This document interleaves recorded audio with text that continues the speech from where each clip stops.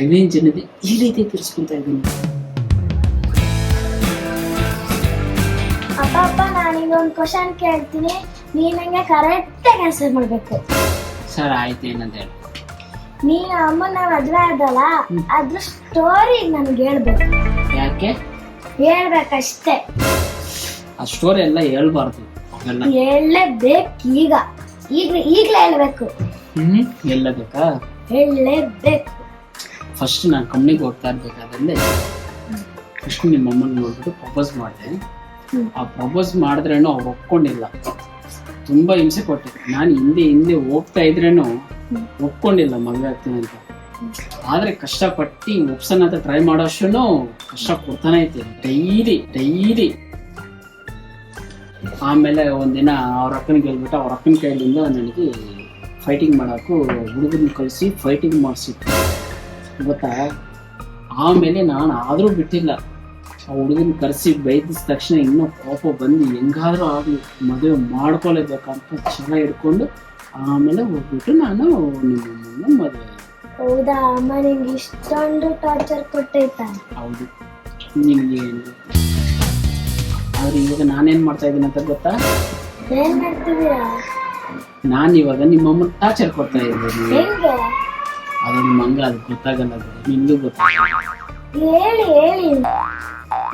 ಇವಾಗ ಅವ್ರನ್ನ ಕರ್ಕೊ ಬಂದ ಮದ್ವೆ ಹಾಕ್ಸ್ಬಿಟ್ಟು ಅವಾಗ ಹುಡುಗರೆಲ್ಲ ಬಂದು ಬೈದ್ರಲ್ವಾ, ಅವ್ರ ಅಕ್ಕ ಬಂದು ಬೈತಲ್ವಾ, ಕೋಪಕ್ಕೆ ನಮ್ಮ ಮನೆಗೆ ಹೆಂಗನ ಆಗಲಿ ಕರ್ಕೊ ಬಂದ್ಬಿಟ್ಟು ಇವಾಗ ಪಾತ್ರೆ ಉಜ್ಜಿಸ್ಬೇಕು ಅಂದ್ರೆ ಒಂದು 10,000 ರೂಪಾಯಿಗೆ ಸಂಬಳ ಕೊಟ್ಟು ಒಬ್ರು ಹಾಲು ಮಾಡ್ತೀವಿ. ಅದು ನಮ್ಮ ಕೈಲಿ ಆಗಲ್ಲ, ಅಲ್ವಾ. ಅದಕ್ಕೆ ಅವ್ರ ಕೈಲಿ ಮಾಡಿಸ್ತೀವಿ.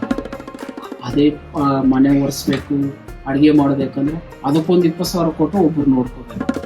ಅದಕ್ಕೆ ನಾನೇನು ಮಾಡ್ತಾ ಇದ್ದೀನಿ, ಅವ್ರ ಕೈಲೇ ಮಾಡ್ತೀನಿ. ಅಂದರೆ ಅಲ್ಲೊಂದು 20,000.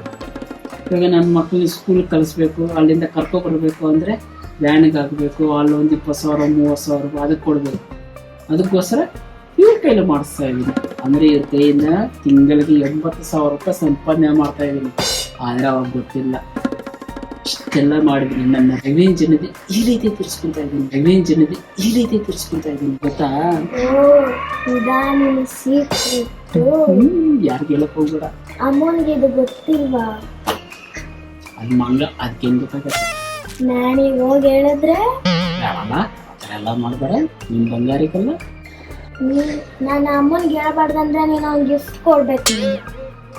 ಏನು ಗಿಫ್ಟ್ ಕೊಡ್ಬೇಕು ನಿನಗೆ? ನನ್ನ ಸಬ್ಸ್ಕ್ರೈಬರಿಗೆ ಒಂದು ಗಿಫ್ಟ್ ಕೊಡ್ಬೇಕು. ಸಬ್ಸ್ಕ್ರೈಬರ್ ಅವ್ರಿಗೆ ಗಿಫ್ಟಾ? ಹೌದು. ಈಗ ಸದ್ಯಕ್ಕೆ ನನ್ನ ಹತ್ರ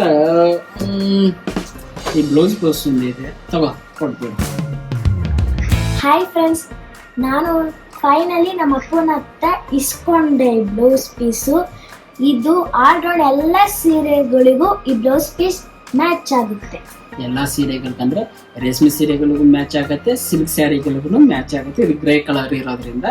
ನೆಕ್ಸ್ಟ್ ನೀವೇನ್ ಮಾಡ್ಬೇಕಂದ್ರೆ ನಮ್ಮ ವಿಡಿಯೋಗೆ ಲೈಕ್ ಮಾಡಿ, ಶೇರ್ ಮಾಡಿ, ಮತ್ತೆ ಕಾಮೆಂಟ್ ಮಾಡಿ. ಓಕೆ, ಆ ಕಮೆಂಟಲ್ಲಿ ಚೆನ್ನಾಗಿರೋ ಕಮೆಂಟು ರ್ಯಾಂಡಮ್ ಆಗಿ ಚೆಕ್ ಮಾಡ್ತೀನಿ. ನಾವು ಚೆಕ್ ಮಾಡಿಬಿಟ್ಟು ಯಾರು ಚೆನ್ನಾಗಿ ಮಾಡಿರ್ತಾರೋ ಅವರಿಗೆ ಈ ಬ್ಲೌಸ್ ಪೀಸ್ ಫ್ರೀ.